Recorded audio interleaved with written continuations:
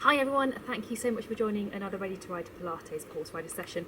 Today we are going to be focusing on working your whole body, but really quite hard. So if you are new to Pilates or this is one of your first sessions in a while, probably not the best session for you to do.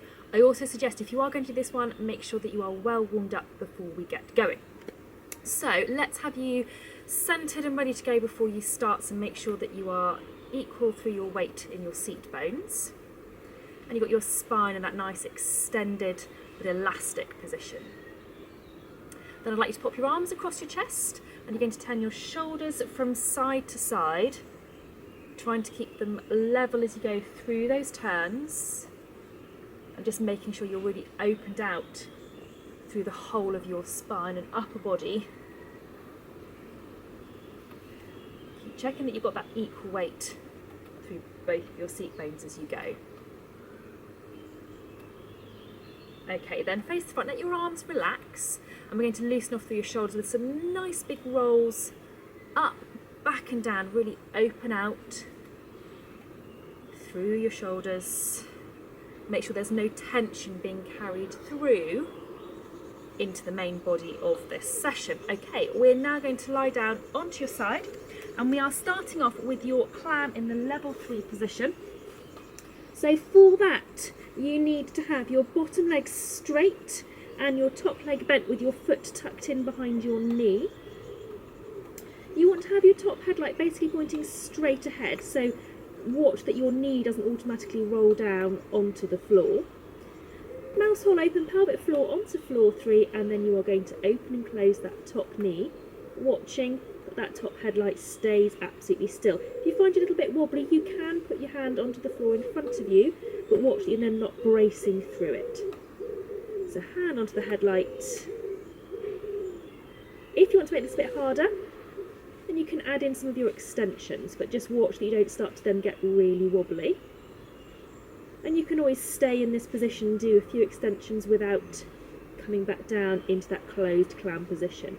But whichever version you try to do, just watch that your mouse hole stays open, pelvic floor stays onto floor 3, and that headlight stays to the front. And of course, as always, make sure that you keep breathing. We're going to do one more of these. Okay, then we're going to prop up into your capital L position onto your forearm, and we're going to do your side kick. So I'd like your pelvic floor onto floor 3, then float your top leg, and then you're bringing that knee up around about level with your hip and pelvis. Try to make sure that your foot, knee and hip all stay really level with each other throughout this movement. Watch that your breathing is staying regular too. If you find this a little bit easy, you can lift your pelvis and then carry on in this position. So now it's just that little bit harder because you've got to work harder to hold yourself up, but you're still focusing on keeping that movement purely from your hip. When you're thinking about your leg aids, it's really that stability around your pelvis and that movement around your hip that matters so much. Just watch as well you're not getting tense around your shoulders. So it's moving from the hip, keep breathing, and keep your pelvic floor onto floor 3. Going to do one more of these. Bring that leg down, and we're going to turn onto your front to do your breaststroke. So for you guys at home, I want you to be face down. I'm going to look at you for a second to start off with. I'd like you with your hands underneath your head if you can. Bring your tummy away from the puddle of water, your pelvic floor onto floor 3, and you're lifting arms, head and neck all together just off the floor and slowly back down. So it's arms, head and neck all together and slowly back down. Keeping the tummy away from the puddle of water. It's very easy to sink through the tummy and make a really big movement, but it's actually not so specific to your upper body. Watch that the breathing is staying really regular. Then you can add in the arm part if you're feeling okay with this so far. So into that lift, maintain the lift as you take your arms through that whole sort of pretend breaststroke movement. Keep your breathing, keep your pelvic floor onto floor 3. Watch that you are looking down, not being tempted to look ahead. You want to have your eyes glued onto your mat. Remember, I'm looking at you so that you can hear me a little bit better. I'm going to do one more. Lovely. Okay, we're going to turn onto the side you haven't yet done, so I'm going to spin round. Being a little bit careful, we've had quite a bit of rain overnight, so everything's a bit wet and slippery this morning. Okay, so we're going to be starting off once again with your clam. So bottom leg straight, top leg bent with your foot tucked in behind the knee. Mouse hole open, pelvic floor onto floor 3, and then you are opening and closing that top knee. Once again, if you can have your hand onto the headlight, you're thinking of feedback through that hand to make sure that your pelvis is still and all that movement is through your hip. If you can then add in some of the extensions, brilliant, provided you don't lose mouse hole stability and control. And with the other side, you can stay in the extensions position if you want to, so you can really vary it depending on just how strong you are feeling today. But as always, only do the harder versions if you can keep all those basics. And of course, don't forget to breathe, always pretty crucial. Keep checking mouse hole, pelvic floor, breathing, stable headlight. I'm going to do one last one. Super job. Okay, we're now going to prop up onto your forearm once again and do your side kick this way. So you've got that straight line, shoulders, hips, knees bent to 90 degrees, float your top leg, pelvic floor onto floor 3, and then you are doing your knee towards hip and pelvis, keeping the foot, knee and hip level, keeping your headlights absolutely still. It's all about pelvic stability. That's what gives you your stable seat. Stable pelvis equals stable seat. And then if you want to make it a little bit harder, lift your pelvis and off you go once again. Remember, once you make it a bit harder and your body exertion levels go up, just watch that you don't start to get tense around the shoulders. Exactly the same when we're riding. The harder we're working, the more we're concentrating, the more likely we are to be tense or become tense. So it's great to be practicing off the horse about working hard, thinking hard, you're concentrating hard on what you're doing here, but also keeping relaxed, focusing on your breathing, keeping the shoulders just gently in position but not tense. We're going to do one more of these. Then bring that leg down and we're going to go onto your back and we're going to go into your scissors exercise. So I'd like you to have your hands onto the floor beside you or onto your headlights. It's entirely up to you. If you feel that feedback with your hands is helpful, then pop them here. Before you start, check you've got those imaginary ropes or springs connecting your ribs to your pelvis. That's going to help keep you still through here. Pelvic floor onto floor 3. If you'd like to go up into your tabletop position, we're going to start from here, and you can choose which one you do, so you can do just one leg at a time, always making sure that you move from the hip and the knee is at 90, or you can do both at the same time. But again, don't lose that quality of the movement being from your hip, not from the knee. So we don't want this, it's both legs moving from the hip. And also, if you're doing both legs together, really focus on keeping this bit of your hair absolutely still, but make sure that you are breathing. The breathing is crucial to helping you keep relaxed. Keep the pelvic floor onto floor 3 as well. Don't worry if you start to get a little bit tired. We want to push into fatigue a little bit. That's why it's a hard level exercise. You want to be getting fatigue, because fatigue helps build strength and stamina, like it or not. Okie doke, one more, and then feet down one at a time, and we're going to move on to your shoulder bridge. So slide your headrest out of the way if you have one. Bring your feet a little bit closer to your bottom. Remember, this is a bit of a hamstring cramp exercise if you are not careful.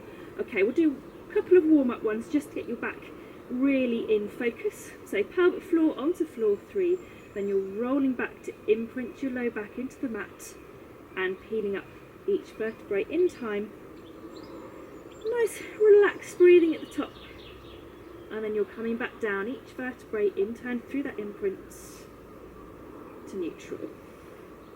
And again, pelvic floor, imprint, and peel up. Again, nice relaxed breathing at the top, and as you come back down again, it's every single vertebrae in turn to neutral.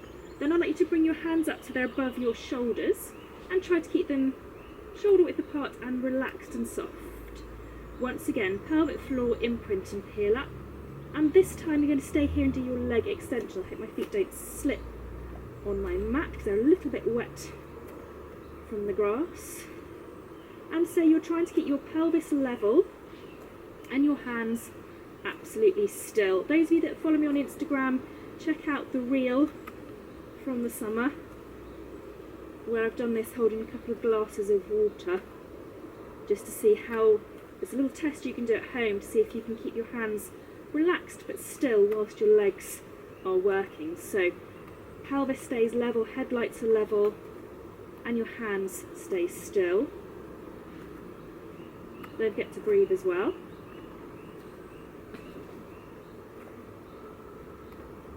Super job. Okay, I'm going to ask you to stay in that position.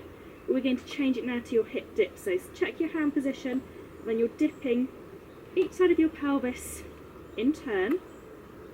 Now you're keeping your knees still, and it's your pelvis that's on the move. Hands staying over your shoulders. Pelvic floor staying onto floor 3. And that breathing really regular. This is such a crucial exercise for making sure that your seat and hands are connected but independent of each other. So if one moves, the other one can stay still but relaxed. Okay, one more with each side. Bring your arms down and then bring your bridge down every vertebrae in turn through your imprint to neutral. And we are now going to come up into sitting, and we're going to do your leg pull.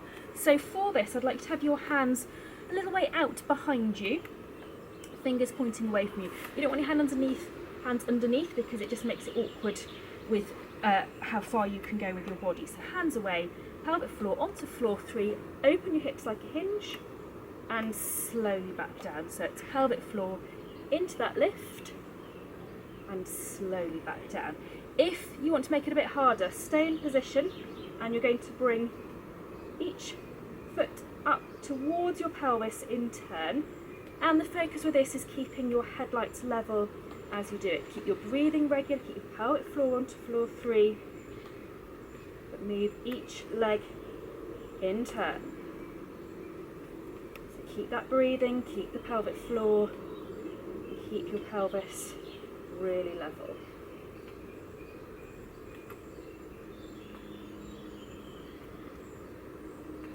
We'll do one more with each leg, and then bring your pelvis back down, and we're going to pop onto your hands and knees, and we're going to do your leg pull in this position. So I would like you to have your toes tucked underneath your feet, your knees underneath your hips, and your hands a little way in front of your shoulders.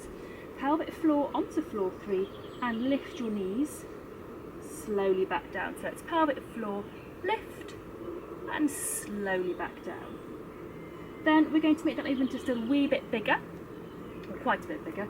So it's pelvic floor, lift, and then we're going forwards over your hands, back over and down. So it's pelvic floor, lift, over your hands, back over and down.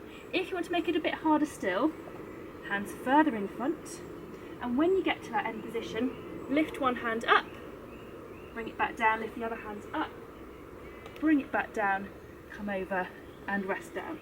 So let's lift forwards, take one hand up, take the other hand up, come back over and down. So you've got a few different variations of this one. We're not going to do hundreds, we're getting tired. Make sure that you're breathing. This is a great one for combining strength with mobility of your spine and your upper body. You can do that one more time if you're doing the hardest version.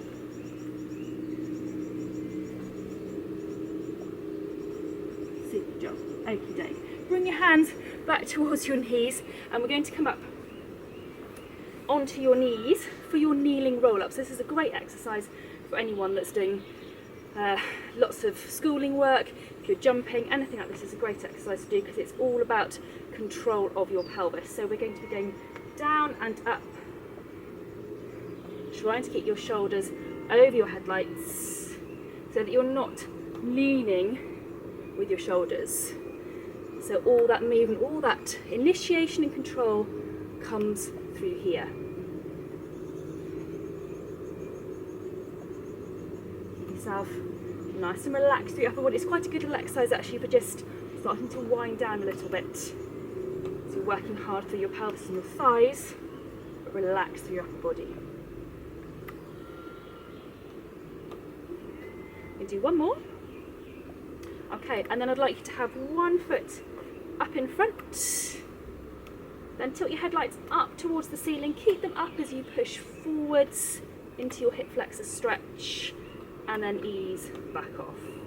So you tilt upwards and push forwards and ease back off. And we'll do that one more time. So tilt upwards and forwards. Ease off, and we'll swap and do the same thing with the other side. Okay, so get your balance. Then you're tilting your headlights upwards and pushing forwards and ease off.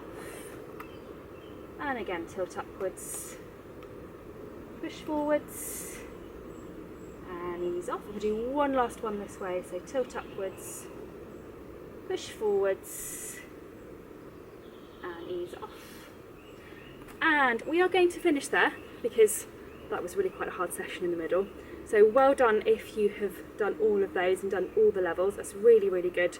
It is really great for our bodies sometimes just to push them quite hard, really get into that fatigue zone, because that's what's really going to help you with your fitness if you're eventing. So I hope you found it enjoyable, useful, interesting. Any comments, please let me know. And if you haven't subscribed already, please do. It's just wonderful when I get new subscribers. Take care, and I will see you again very soon. Bye bye.